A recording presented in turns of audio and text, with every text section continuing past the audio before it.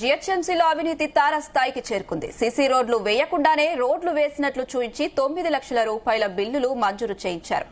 ఈ విషయంపై GHMC commissioner Karnan కు ఫిర్యాదు చేసి వారం రోజులు గడుస్తున్నా Santosh Nagar GHMC circle engineer department విభాగంపై ఇప్పటికీ చర్యలు తీసుకోలేదు. అలాగే విజిలెన్స్ అధికారులు రిపోర్టు తీసుకోకుండా అధికారులు జాప్యం చేస్తున్నారని ఆరోపిస్తూ జీహెచ్ఎంసీ చార్మినార్ జోనల్ ఆఫీస్ ముందు బీజేపీ భాగ్యనగర్ జిల్లా అధ్యక్షుడు నిరంజన్ యాదవ్ ధర్నా నిర్వహించారు. స్థానిక కార్పొరేటర్ జంగం శ్వేత మధుకర్లతో పాటు పెద్ద ఎత్తున బీజేపీ నాయకులు కార్యకర్తలు పాల్గొన్నారు.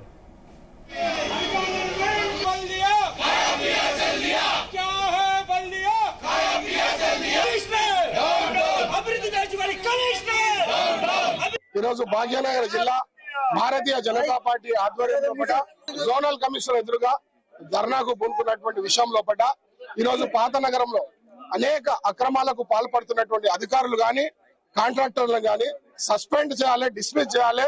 ఎవరైతే అక్రమాలకు పాల్పడుతున్నటువంటి కాంట్రాక్టర్లను బ్లాక్ లిస్ట్ లో పెట్టాలని డిమాండ్ చేస్తూ అయ్యసదనంలో జరిగిన సంఘటన ఈరోజు నగరం లోపల మరి అనేక సందర్భాల్లో మరి జిహెచ్ఎంసీ యొక్క బహిర్గతం అయినా గానీ ఏ మాత్రం స్పందించినటువంటి యొక్క అధికారులు మొద్దు నిద్రలో ఉండి జోనల్ కమిషనర్ గారు ఈ సంఘటన జరిగి వారం రోజులు జరిగినా గానీ ఇప్పటి వరకు వారి మీద చర్య తీసుకోకపోవడం వల్ల ఈ రోజు భాగ్యనగర్ జిల్లా ఈ యొక్క ధర్నాకు కూర్చుంది. అదే రకంగా దశాబ్దాల కాలం నుండి ఎంఐఎం పార్టీ పాత నగరంలో తిష్ట వేసి మరి ఏ రకమైనటువంటి అభివృద్ధి లేకుండా ఈ రోజు అభివృద్ధి పరచకుండా పాత నగరాన్ని వివక్షతకు గురి చేస్తున్నటువంటి ఎంఐఎం పార్టీని కూడా ఇవాళ జవాబు చెప్పాల్సిన అవసరం ఉన్నది. ఎందుకంటే ఈరోజు మేము హిందువులుగా మైనార్టీలుగా ఈరోజు వివక్షతకు గురవుతున్నాం.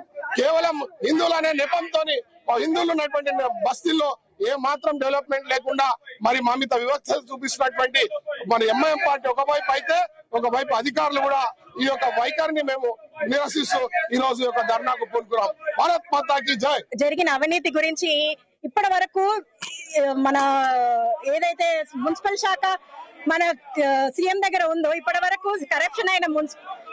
కరప్షన్ అయితే ఇప్పటి వరకు స్పందించకపోవడము, అలాగే అలాగే జోనల్ కమిషనర్ ఎవరైతే అధికారులు ఇందులో ఇన్వాల్వ్ ఉన్నారో ఇప్పటి వరకు సస్పెండ్ చేయకపోవడము. మేమైతే కోరేది ఇక్కడ రావడం మెయిన్ గా రీజన్ ఏంటంటే తక్షణమే ఆ ఆఫీసర్ ని సస్పెండ్ చేయాలి ఎవరైతే ఇందులో ఇన్వాల్వ్ ఉన్నారో. అలాగే కాన్ కన్స్ట్రక్షన్స్ ని బ్లాక్ లిస్ట్ లో పెట్టాలి.